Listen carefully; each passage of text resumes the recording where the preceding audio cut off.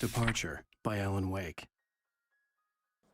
When Thomas Zane fell for Barbara Jagger, it happened fast. She was young, vibrant, and beautiful, full of life. He had never been a very happy man, and without any seeming effort, she had changed all that. Zane felt good for the first time in his life. Everything she did was another piece of a jigsaw puzzle he hadn't even known he'd been missing.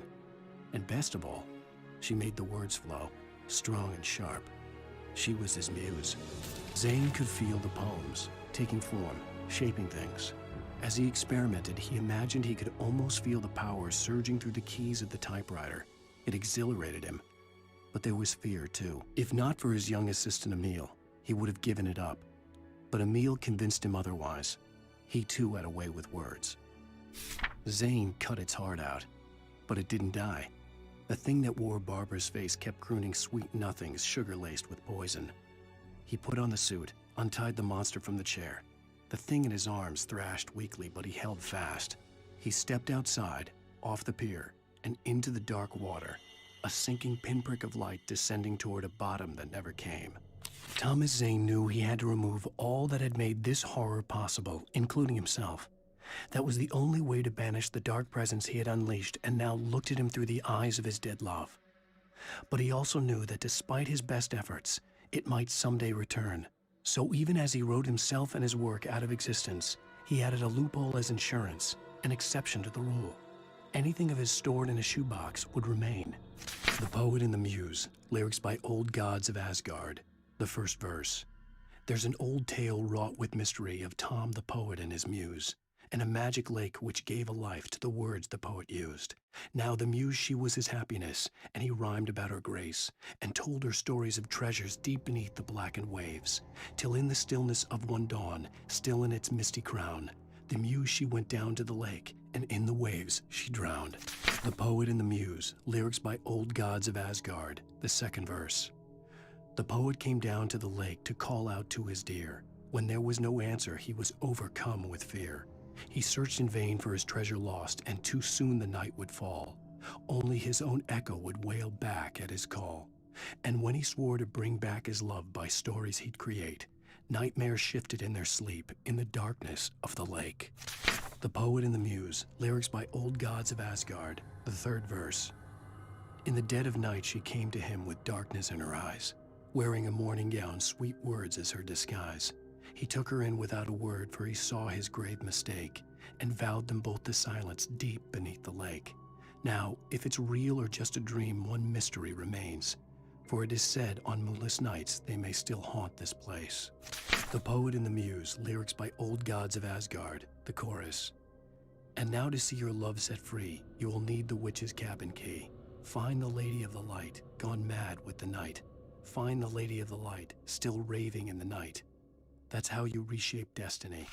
It's 1976. Madness reigns at the Anderson farm.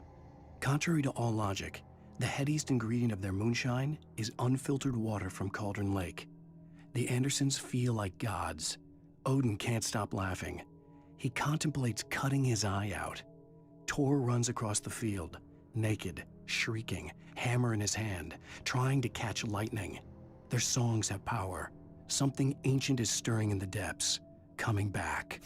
Children of the Elder God lyrics by Old Gods of Asgard. The first verse and chorus. Warriors, torchbearers, come redeem our dreams. Shine a light upon this night of otherworldly fiends. Odin's might be your guide, divorce you from the sane. Hammer's way will have its say, rise up in their name. O memory and thought, jet black and clawed, children of the Elder God, scourge of light upon the dark. Children of the Elder God lyrics by Old Gods of Asgard, the second verse and chorus.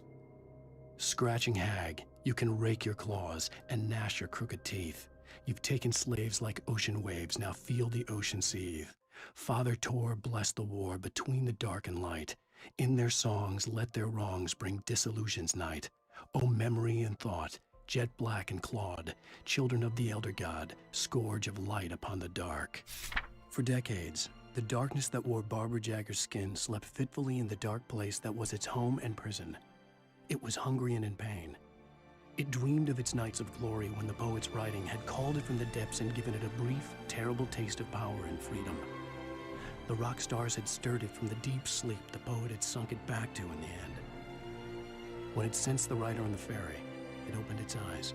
For a long time, the dark presence had been weak, sleeping, nothing but a half-forgotten nightmare or a shadowy flicker in the corner of an eye in the forest at night. Not real enough to properly exist, and yet too evocative to fade away completely. Now it was waking up. The rider like a fly caught in a spider's web, each jerk and kick vibrating the strands that led deep into its lair. It was aware of him now, and it could use him. All he'd need was a little incentive. For Mott, spying on the rider on the ferry had been a disappointment. His boss had made Wake out to be something special, but Mott hadn't been impressed. He'd gotten a good long look at the wife, though, and he liked what he saw. Mott had fantasized about goading Wake into a fight, but it hadn't happened. Still, he'd get his chance to see if the rider had anything in him. He'd been promised as much. In spite of its human mask, to describe the dark presence as intelligent would have implied human qualities on something decidedly inhuman. Nonetheless, it found the one spot in the diner that was dark enough. Some light spilled into the corridor, ravaging it. But it took the pain.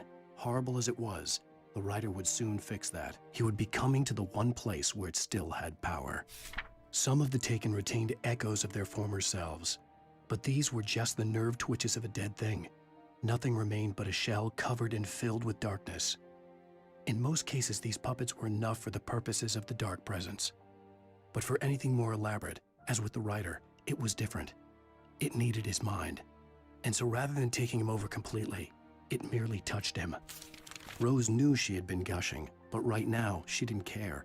As far as she was concerned, her brief meeting with Alan Wake was literally the high point of her life. She watched as he got in the car with his wife. She was pretty, confident, at ease with Wake. Not like Rose. They were perfect for each other. She'd have given anything to be called their friend. Alice looked through the viewfinder, lining up the shot. Cauldron Lake was breathtaking. Something caught her eye. A figure standing in the shadows behind the cabin, like a thin woman in a black dress. She lowered the camera and looked again. No one there. Just a collection of bushes that looked vaguely human-shaped. She shook her head and laughed. I'd first heard the poem in a dream, recited by a strange UFO-like light. I'd read it again in the cabin in a book by Thomas Zane. For he did not know that beyond the lake he called home lies a deeper, darker ocean green, where waves are both wilder and more serene. To its ports I've been. To its ports I've been. Alice had screamed until she had no voice left to scream. Around her the darkness was alive. It was cold and wet and malevolent and without end. She was a prisoner, trapped in the dark place. The terror would have burned her mind out, but one thing made her hang on. She could sense Alan in the dark. She could hear him. She could see the words he was writing as flickering shadows. He sensed her too. He was trying to work his way to her. The darkness that wore Barbara Jagger's face was furious. The story in the manuscript had been making it stronger all the time, but now the light had set the writer free and hurt it, weakened it. It was only a matter of days before the dark presence would be strong again, but meanwhile, it would be difficult to recapture the writer. Mott had checked all of Stucky's rental cabins. There had been no sign of the Wakes. It was dark when he'd found their car parked at the end of the road by Cauldron Lake. It made no sense. They must have taken a wrong turn, but there was no sign of them, and the car had been there for hours already. Frustrated, Mott stood on the rotten ruin of the footbridge that had once led to Diver's Isle before it sank beneath the waves years ago. The boss wouldn't be happy. Stucky spat on the garage floor and tried to shake the cobwebs from his head. Ever since the couple never showed to pick up the keys, things had been fuzzy. Something, a feeling caught his attention. Stucky looked up and stared as his brain tried in vain to process the horror before him. He stumbled back, knocking over a can of oil. A black pool spread across the floor while he struggled for a brief moment, then let go as the unrelenting darkness engulfed him. The hunters were big, thick-set men, confident and at home in the woods. They were feeling good, running on beer, ghost stories, and camaraderie late into the night.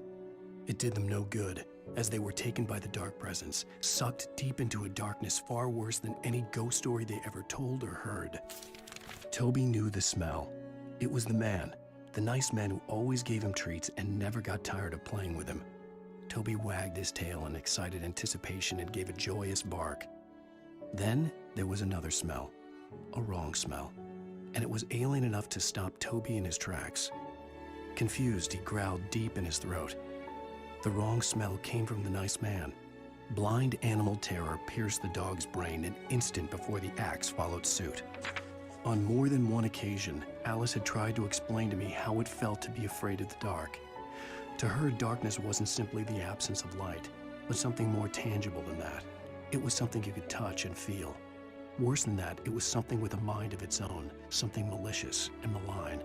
For her, things changed when they were wrapped in darkness. They turned into something else, something foreign, and nothing was safe or innocent anymore. I'd never really understood what she meant, until now. The man turned to face me. His face was covered in shadows. It was hard to make him out in the darkness of the forest that surrounded us, but the axe he lifted was plain to see. It glistened with the blood of his victim. He grinned madly. The shadows were alive, distorting his features. It was a scene from a nightmare, but I was awake.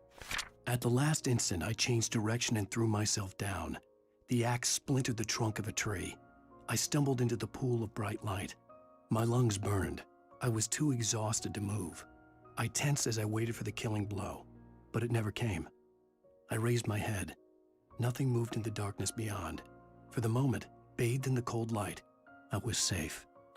The Taken stood before me. It was impossible to focus on it, as if it stood in a blind spot caused by a brain tumor and eye disease. It was bleeding shadows like ink underwater, like a cloud of blood from a shark bite. I was terrified. I squeezed the flashlight like my life depended on it, willing it to stop coming any closer. Suddenly something gave, and the light seemed to shine brighter. I turned the corner, afraid of what the flashlight's beam might reveal. Suddenly, a roughly painted symbol of a torch glowed in the light. Behind it, hidden by a rock, sat a battered metal trunk.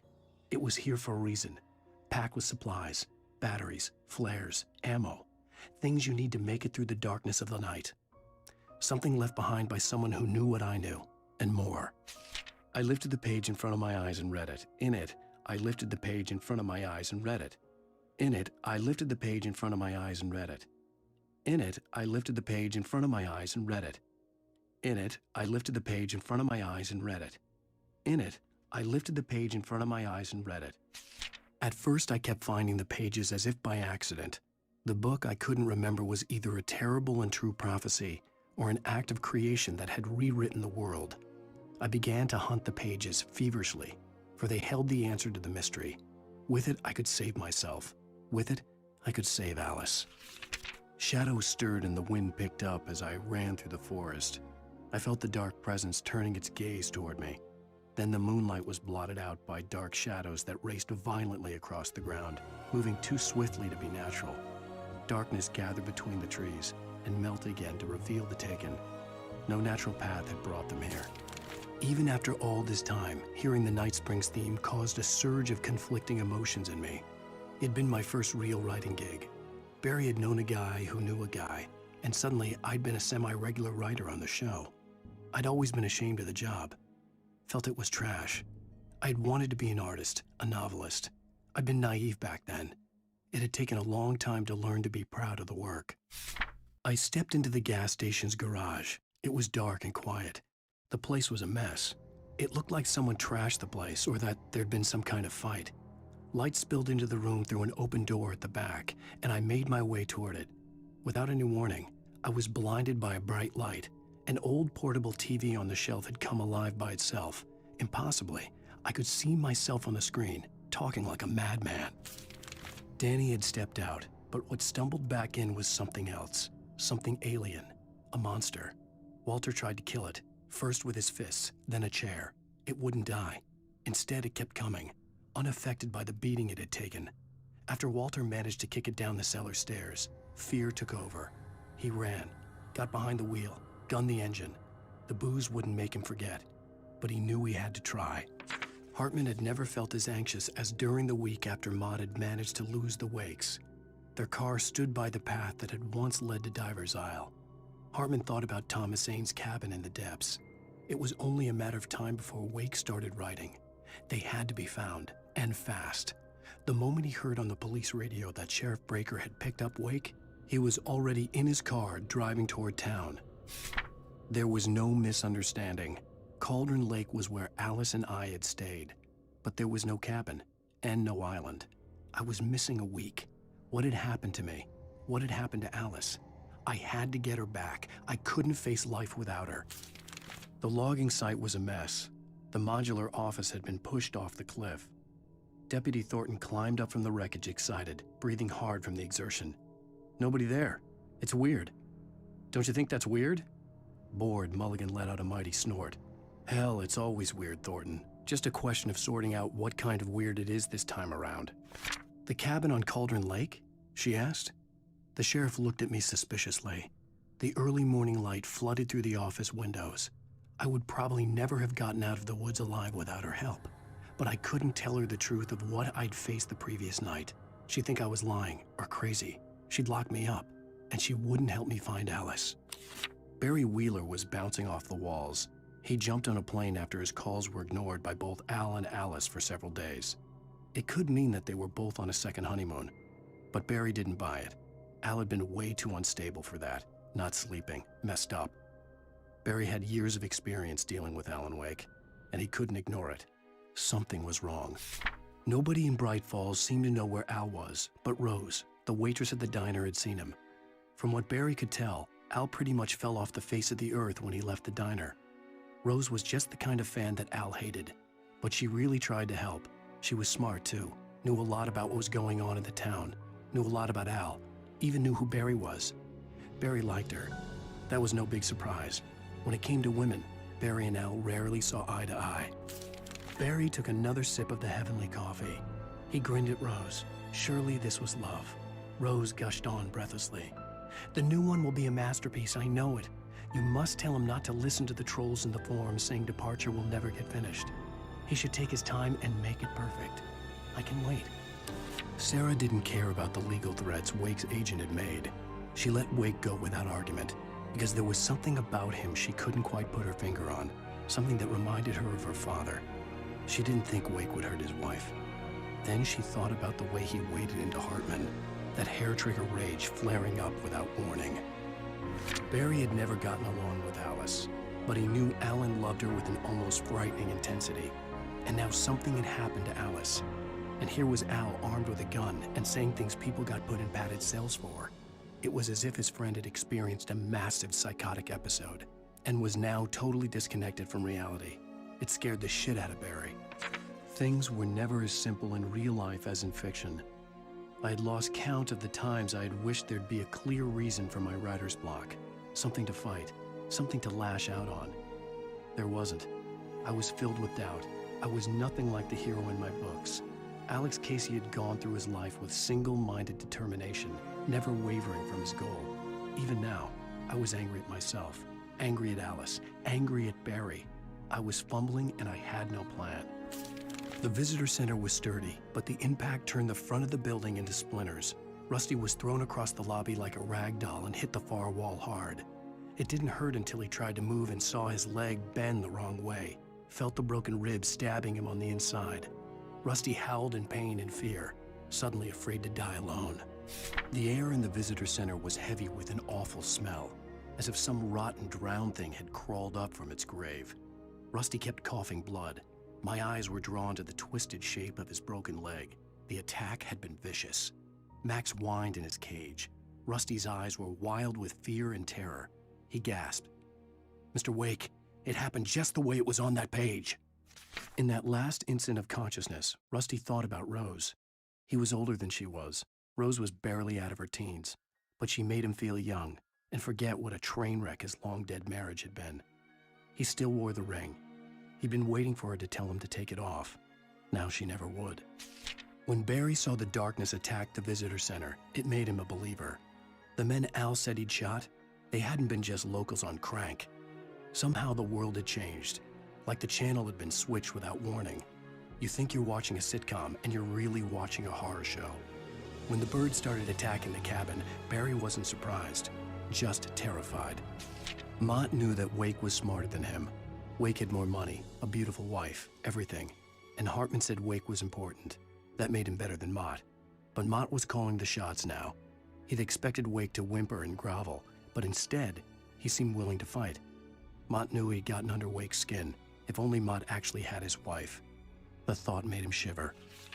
The kidnapper fired his gun one last time, and the shadow vanished into the darkness it had come from.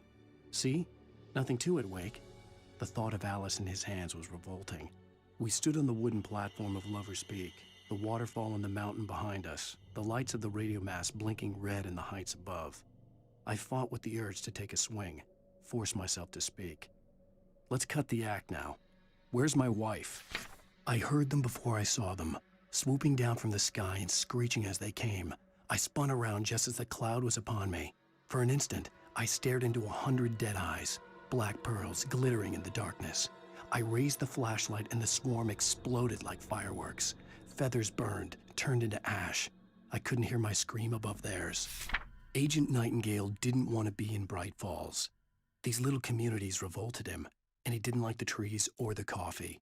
He now knew that impossible horrors lurked behind the storefronts and smiles. He desperately wanted to turn the car around and just drive until he passed out or ran out of road and booze. But he had a job to do. He had a rider to catch, at any cost. Sarah trusted her gut, and her gut said Agent Nightingale was an asshole. He felt wrong, and it wasn't just the smell of stale booze. It was in the way he flashed his badge, pulled rank, the look in his eyes when he wanted answers. Where was Alan Wake? What was this about an accident? Where was his wife? And most importantly, why did she let Wake go? He wouldn't answer her questions. Federal business was all he'd say. Even behind the closed doors and curtains of his grimy room at the Majestic, the local motel, Nightingale could feel the locals' eyes on him, the unrelenting pressure of their judgment. He forced it out of his mind. For all he knew, they could all be under Wake's spell already. You do what you have to do to get the job done. He took comfort from the bottle in his hand. Please, he thought, just let me get through this. Rose knew that Rusty was in love with her, and she liked him too. She liked him a lot. He taught her to dance, and life had certainly taught her the value of a man who was gentle. He treated her well, made her smile, made her feel good. But Rusty wasn't the prince of her dreams, and that tended to underline the unbearable truth. She was no closer to that Hollywood magic than he was. Rose didn't know how the strange old lady got in her trailer, and she looked wrong somehow. The woman showed her teeth in an approximation of a smile and traced a finger down Rose's cheek. "Pretty girl," she said. Rose felt as if she was falling asleep, but her knees didn't buckle. The crone spoke in a whisper, her words ice cold and dark in Rose's ear. Touched by the dark presence, Rose was lost in a dreamland where everything was drawn in black and gray crayons. The old lady had promised her that all her wishes would come true. She would be Alan Wake's muse. She was smiling so hard it hurt her face. She crushed a bottle full of sleeping pills into the coffee. Deep down inside, she was screaming in terror. Mr. Randolph liked Rose. That little smile she had, how she was still sweet when life had tried so hard to make her bitter. It wasn't any of his business what she did in her trailer, but those strangers, the writer and his smart-ass sidekick, looked like trouble, and they'd been in there for hours, way past her normal bedtime. He reached for the phone and called the sheriff's station. The dark presence had touched the girl to lure the writer into a trap. Now it was night, and he lay helpless, drugged, lit only by the flickering of the TV screen filled with static. Shadows coalesced in the room as the dark presence leaned close to the writer, ready to touch him again. Back to work, boy. For it to be free, the dark presence needed the writer to finish the story. Again and again, the story let it get frustratingly close to the writer without letting it capture him. It was bound by the events depicted in the manuscript, but it could pursue the writer indirectly, put others on the task and stop those who would help him. It took over everything in its path, made them its puppets, and sent them after Alan Wake. The FBI agent's command froze me in place. I considered surrender. It was all falling apart anyway. I could give in, let someone else deal with it, but it felt all wrong. Call it instinct, his posture, the way he held the gun. He was no friend. Shots ringing in my ears, I leaped for the hole in the fence and stumbled into the darkness beyond. Doc sat down heavily. He examined Barry and Rose. Barry was already recovering. Rose was another story. She was conscious, but she was barely present, almost delirious, disturbed, touched in the head, they used to say. It wasn't the first time Doc had seen someone in such a state, but it had been over 30 years. Doc poured himself a stiff drink. He hadn't forgotten a thing. The night had been one desperate situation after another. I was exhausted, and my body felt as though it had been chewed up and spat out. The flashlight was heavy in my hand, and each pull of the trigger sent a painful shock up my arm. But I was finally out of the woods, and things were looking up. That's when I heard the chainsaw. Nightingale stared through the broken studio window into the dark woods. He turned around, started to walk out, but Maine grabbed his arm. "Young man, you almost shot me. You don't shoot off rounds at people like that. What's the matter with you?" Nightingale shook his arm free, marched out. His cheeks burned with rage and humiliation. With Nightingale gone and the night wind blowing in through the broken studio window, Maine stared at Sarah. The sheriff looked away. Maine's voice shook with barely controlled anger. "That boy's doing more drinking than thinking. I hope you know what you're doing, Sarah. He's got a sickness in his eyes. You take my word for it. He wants Wake for a reason, and it's not for anything good." Deputy Mulligan tuned Thornton's chatter out. He didn't think writers were particularly useful people, and a huge manhunt for one struck him as idiotic. Certainly not worth the missed opportunity for coffee and pie. It wasn't even clear what the man had done, except run from them at the trailer park. Mulligan knew he wasn't alone. The sheriff's patience with the Fed was running out. The pipe wrenched itself loose from the bridge's steel framework. Wrapped in darkness, it floated in midair, twitching. For a moment, I didn't understand what I was looking at. The heavy object lurched at me with impossible force. I threw myself out of the way, but just barely. When I turned my flashlight on it, it shook in a dark rage before it flew at me again. The bulldozer's engine roared to life. Mud and rocks flew as it fought for traction. It crashed through the concrete wall and landed heavily in the yard. If it were an animal, it would have shaken its head after the impact, fixed its eyes on me, and charged. Of course, it had no head nor eyes. Shadows crawled on its form, twisting it into a monster. Then, it came for me. Hartman wasn't happy. Mott could see it in his eyes. He quickly lowered his own. He had made a mess of it, and he knew it. The shame of failure was hard to bear. He hadn't expected Wake to say he needed more time, and he blurted out 2 days, less than Wake had asked for to show him who was in charge. But that wasn't part of Hartman's plan. For a moment, Hartman considered strangling the idiot. Mott was mean-spirited, but easily manipulated, an emotional infant who lived for his approval. Wake, by contrast, was a far more difficult subject. Mott had given him too much leash. In 2 days, who knew what could happen? Hartman would have to find a way to rein him in, and quickly. The darkness surged towards me, sucking everything loose from the ground into its depths, tugging at my clothes. I saw the flare the kidnapper had dropped and threw myself towards it just as I felt my feet leave the ground. The darkness embraced me with the force of a tornado. Somehow I managed to light the flare. The darkness roared and cast me away. I fell toward the dark waters of the lake far below. Hartman followed the fall of Alan Wake with his binoculars. When the rider hit the water, he ordered Jack to take the boat to him. The spot was easy to see in the dark, even with all the extra lights in the boat. The flare floated and kept burning even in the water. Jack turned the radio louder as the engine sputtered. The music was rough and clanking, something the Anderson brothers would no doubt have enjoyed. But Hartman chose to ignore it. Wake was finally within his reach. Hartman knew he was no creator. He had no ambitions on that front. And he certainly didn't want to end up like every artist he had worked with here, damaged in ways that were hard to describe, or worse. It was enough for Hartman to maintain creative control and provide direction, to be a producer. That was what most of these people were in need of anyway. Of course, suitable subjects were few and far in between. Hartman watched as Wake's features slackened. The man was bullheaded, no doubt. Even lying on the bed, he'd almost broken Hartman's nose the second time. But with a little time, he could break Wake down, give him proper direction. Wake was easily the most promising subject he had had. Well, since Tom, really. "Sleep well, Alan," Hartman whispered with a smile. "Let me take care of you." He sniffed hard to clear his throbbing nose, swallowed blood, and barely tasted it. I tried to hold on to Alice, but her form melted away. I was losing control. Dr. Hartman stood in her place. I wanted to hit him, but my arms were jelly. He smiled. It was a reassuring smile, and I hated him for it. "I had to give you a sedative. Don't fight it. You went through another rough period. Right now, it's very important that you stay calm. We don't want you to have another episode. You're a patient at my clinic. Have been for a while now. Hartman kept talking, giving Barry the grand tour, clearly proud of the place. He went on and on about his hunting trophies, and Barry was impressed. But he was here on business. He raised his voice, cut through the monologue. Hey, Hartman, where's Al? Hartman stopped in mid-sentence, annoyed at the interruption. He nodded at the hulking orderly standing nearby. The man smiled and clapped a practiced hand on Barry's shoulder. Hartman hurried down the corridor. He had disliked leaving Wake when he was surely at his most susceptible to therapy. But this was not an ordinary storm. Wake had been writing, and he had woken something up in the depths of the lake. Now, it was coming for him. Hartman had naturally prepared for a situation like this. The idiot brothers would keep Wake distracted while Hartman double-checked everything, just to be sure. Lightning flashed behind the windows of Cauldron Lake Lodge. Tor Anderson laughed and held the steel hammer above his head.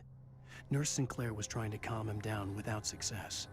Tor grinned madly and shouted, "My hammer's up. Here's a friendly poke from Molnir, wench." He brought the hammer down with all his might on Sinclair's head. "We're on a comeback tour, baby." I slammed the door shut right in his smug face. He pleaded for me to open the door. True to form, the asshole actually thought I would obey. I had no sympathy left, no guilt either, not for him. I took a moment to savor the scream. I bet I had a smile on my face. It was all that I had time for. The dark presence was inside the lodge with me. The storm raged on as the Anderson brothers walked unsteadily away from the clinic with the other patients in tow, knowing that this time they wouldn't return. The darkness around them seethed with horrors, but Tor and Odin were unafraid. Their eyes glinted with guile. They knew every secret path, and there was blood on their hands. They had fought these shades before. For the moment, Barry was just glad he had survived the fall. He had been separated from Al, and there was no easy way to climb back up. He told himself he'd be okay in the gloomy forest at night. He would just have to wait for a while for Al to find his way down. Barry turned when he heard the heavy footsteps and saw the movement. The man-shaped shadow lunged at him from the bushes, an axe held high. Barry screamed and threw up his hand. The world exploded. When he stopped the car at the Anderson farm, Walter felt relieved. Oblivion was close at hand. The brothers wouldn't miss a jar of moonshine or two in the booby hatch. But then he saw the man on the porch, and he knew who it was. Driving for his life and knowing it was useless, he didn't realize he was crying until he couldn't see the road for the tears. The story I had written in the cabin had come true. Touched by the dark presence, I had written a horror story, but the end was still missing. The story was incomplete, and the last unfinished page of the manuscript still sat in the typewriter in the cabin study. If I could get back there, if I could read the page, then I could write my own ending to this story and save Alice.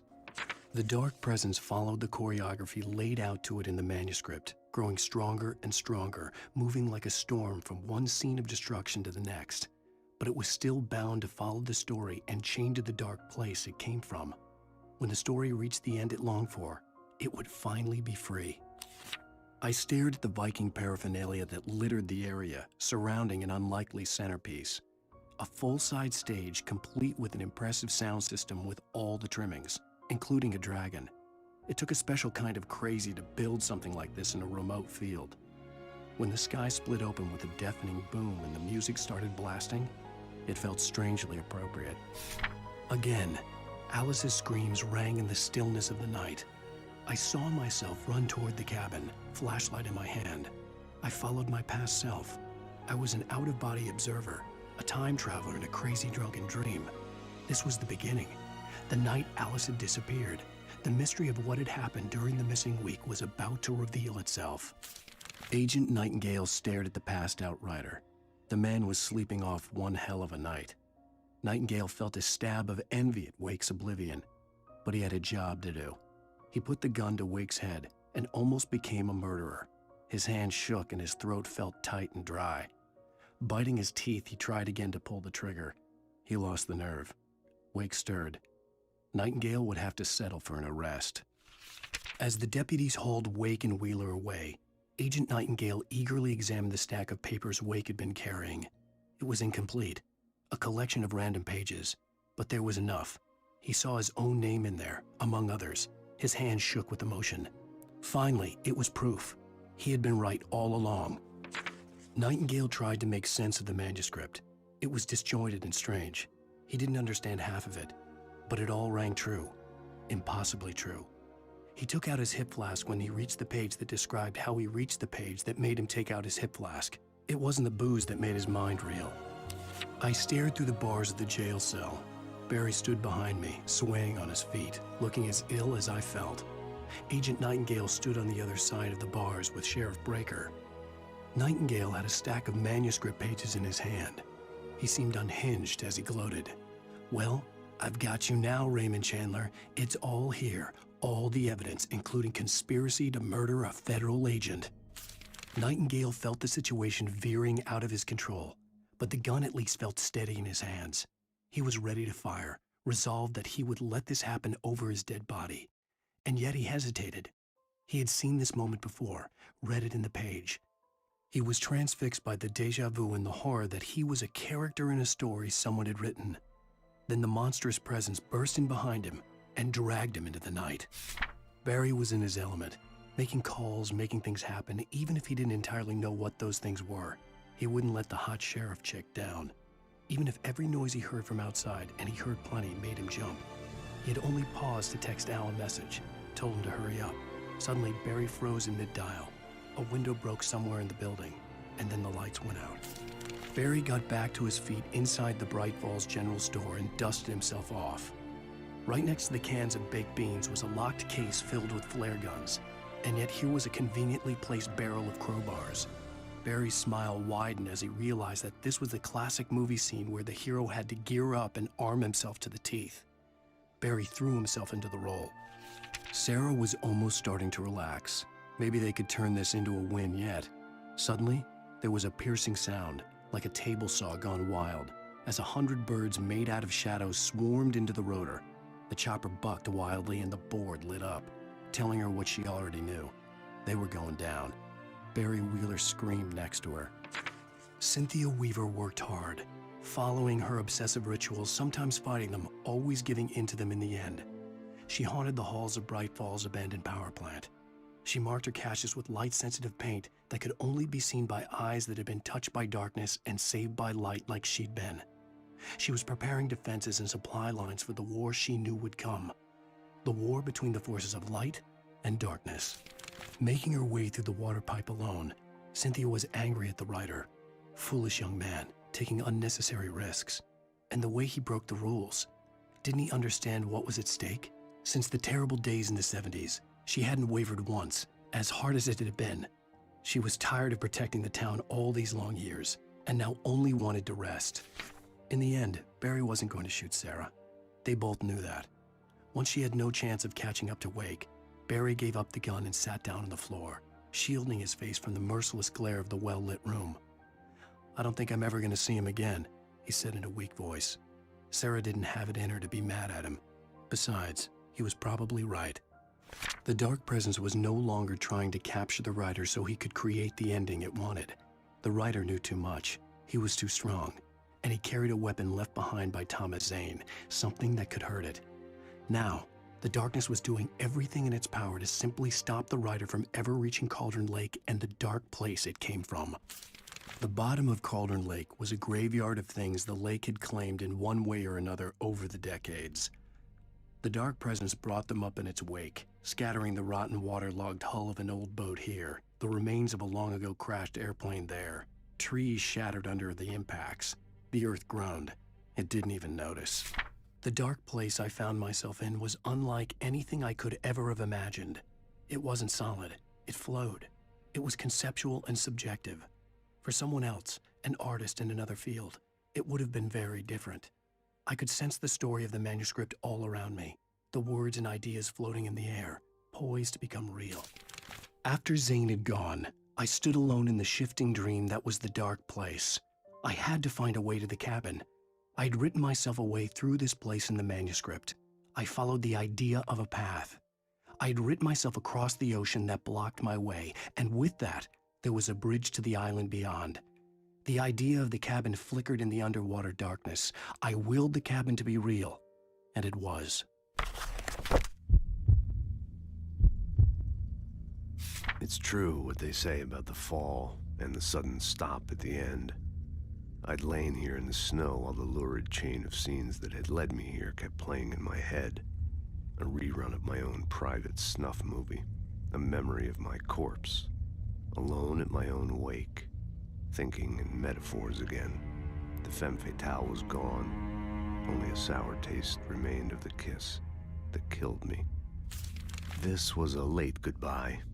13 years after I'd gotten my revenge. It had finally caught up with me. It had been a long time to bear the pain. My blood painted the snow red. A gruesome slushy dissolved all the scattered painkillers and leisurely dripped down to the sewer, mingling with the bile of the city, becoming one with it. I can see them now, my wife and my baby. Honey, I'm home.